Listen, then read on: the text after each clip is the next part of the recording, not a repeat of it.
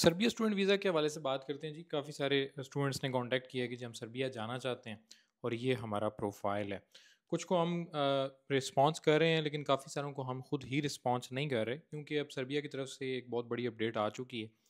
एक तो अब जो वीज़ा है वो सिर्फ़ और सिर्फ़ आपकी यूनिवर्सिटी की तरफ से ही अप्रूव करवाया जा सकता है। अगर आप डायरेक्टली अप्लाई करते हैं, आपके पास किसी यूनिवर्सिटी का एडमिशन है और ख़ुद आप उसको प्रोसेस करने की कोशिश करते हैं, तो पाकिस्तानी पासपोर्ट पे कोई वीज़ा अप्रूव नहीं होगा। बहुत सारे रिजेक्शन हमें रिसीव हुए हैं काफ़ी सारे स्टूडेंट्स की तरफ से, स्पेशली जिन्होंने बेलग्रेड सिटी की यूनिवर्सिटीज़ में अप्लाई किया था। खुद अप्लाई किया था, सारा कुछ प्रोसेस खुद किया था और आखिर में वीज़ा रिजेक्शन आ गई। रिजेक्शन हमसे शेयर की। ऐसे केसेस का कुछ भी नहीं हो सकता।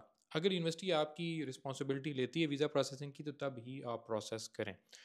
सेकेंडली बात करते हैं कि जिस यूनिवर्सिटी के साथ हम डील कर रहे हैं, जो नीच सिटी में है, NIS में, वो यूनिवर्सिटी बिल्कुल वीज़ा की रिस्पॉन्सिबिलिटी लेती है, लेकिन उसके साथ-साथ अगर हम प्रोसेस कर रहे हैं, तो वो हमसे भी रिस्पॉन्सिबिलिटी लेती है कि क्या गारंटी है कि आपका स्टूडेंट यहाँ पे आके पढ़ेगा।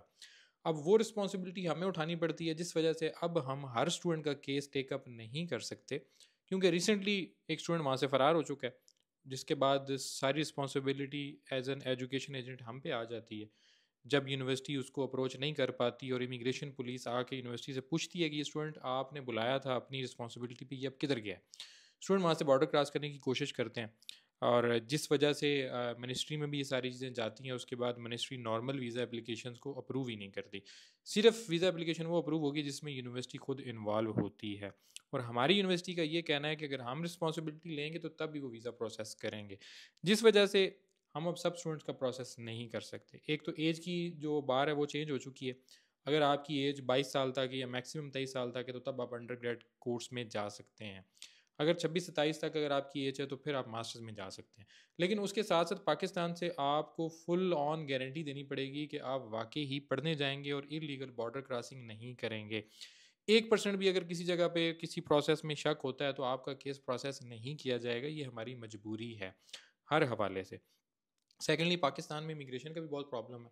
सारा कुछ करने के बावजूद आजकल स्टूडेंट्स को बहुत ज़्यादा ऑफलोड किया जाता है। तो ये भी चीज़ आपको ज़हन में रखनी है कि अगर आप खुद इतने कॉन्फिडेंट हैं कि आप ट्रैवल कर सकते हैं, तो तब ही आप इस प्रोसेस को लेके चलें। उससे पहले आपको ये मेक श्योर करना है कि आप वाकई पढ़ने जा रहे हैं और आप वहाँ पे इलीगल बॉर्डर क्रॉसिंग नहीं करेंगे। पाकिस्तान में आपको अच्छी खासी गारंटी देनी पड़ेगी। तो अगर आप ये प्रोसेसेस कर सकते हैं, अगर आप वाकई ही सर्बिया में पढ़ने जाना चाहते हैं, कंट्री बहुत अच्छा है, आप खुद इस पर रिसर्च करके ही हमसे कॉन्टैक्ट करते हैं। तो अगर आप इस तरह से रेडी हैं, तो फिर ही आप कांटेक्ट करें, डॉक्यूमेंट भेजें, वीज़ा 100% करवा के देंगे, क्योंकि यूनिवर्सिटी की रिस्पॉन्सिबिलिटी है, हमारा इसमें कोई रोल नहीं है। यूनिवर्सिटी क्योंकि फैकल्टी नहीं है, उनको स्टूडेंट्स चाहिए, वो पूरी जान लगा के आपके वीज़ा को प्रोसेसिंग करवा रहे हैं। फैकल्टी उन्होंने बहुत अच्छी हायर की हुई है, टीचर्स बहुत अच्छे हैं, मैं खुद कैंपस विजिट करके आया था, हर हवाले से सपोर्ट करते हैं। जॉब्स की अगर बात करें, तो जॉब्स भी अवेलेबल हैं। हमारे जो स्टूडेंट्स हैं उनको जॉब्स भी मिल चुकी हैं और वो काम भी कर रहे हैं अपनी लिविंग के लिए स्टार्ट में।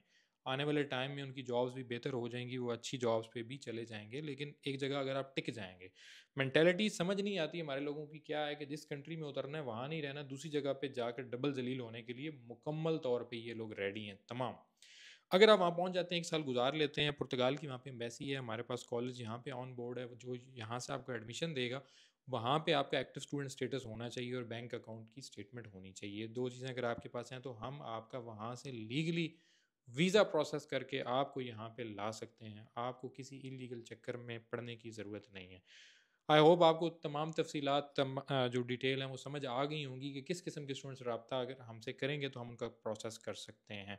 अगर आप सीधा-सीधा आगे भागना जा रहे हैं, भागने की कोशिश करना चाह रहे हैं, प्लान आपका है, तो बेशक रब्ता मत कीजिएगा। हमें कोई 100 स्टूडेंट नहीं चाहिए, हमें सिर्फ 10 स्टूडेंट चाहिए, अच्छे वाले जो पढ़ने जाएँ, पढ़ें, काम करें और आगे फ्यूचर में वो ग्रो करने का अगर उनका प्लान है, तो हम उनकी पूरी सपोर्ट करेंगे हर हवाले से।